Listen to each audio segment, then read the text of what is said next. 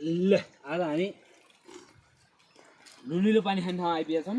यो चाहिँ आमासुदुङको गाउँपालिका वार्ड नम्बर 5 केदाङछे के अरे हाम्रो सेतो कुण्ड हो नेपालीमा चाहिँ, हाम्रो तामाङ भाषामा चाहिँ वेदर कुण्डमा हेरेर फर्किने क्रममा चाहिँ यहाँ बाटोमा एउटा यो विशेष खालको ठाउँ भेट्यो कि यहाँ चाहिँ यो पानी नुनिलो हो नि, खाँदा टेस्टमा नुनिलो, हेर्दा रातो रङसहित आएको छ।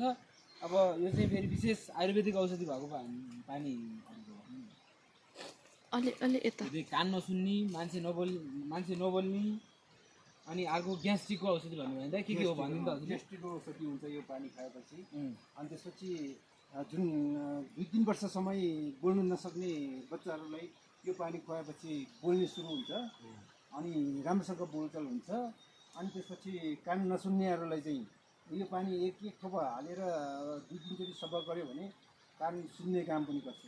अनि अर्को ग्यास्ट्रिक तपाईँको यो पानी खाएपछि यो अमिलो भएको कारणले गर्दा ग्यास्ट्रिकलाई एकदम दबाई हुने रहेछ।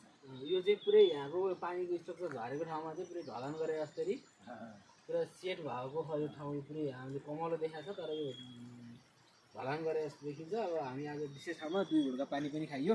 जे होस् रमाइलो यसमा घुम्यो। अब कसैको त्यस्तो कान नसुन्ने अनि यो यस्तोमा आस्था लाग्ने, बोल्न नसक्ने, अनि फेरि ग्यास्ट्रिक धेरै हुने मान्छेलाई चाहिँ आस्था लाग्ने हुनेले चाहिँ अब यहाँको स्थानीयको भनाइअनुसार स्थानीयहरूको बच्चाहरूलाई चाहिँ बोल्न नसकेको पनि बोलिरहेछ अरे। अब हजुरहरू पनि त्यस्तो केही छ भने अब यहाँ आएर यो कुण्डको पानी चाहिँ प्रयोग गर्न सक्नुहुन्छ। ल यही जानकारीको लागि मैले भिडियो बनाएँ।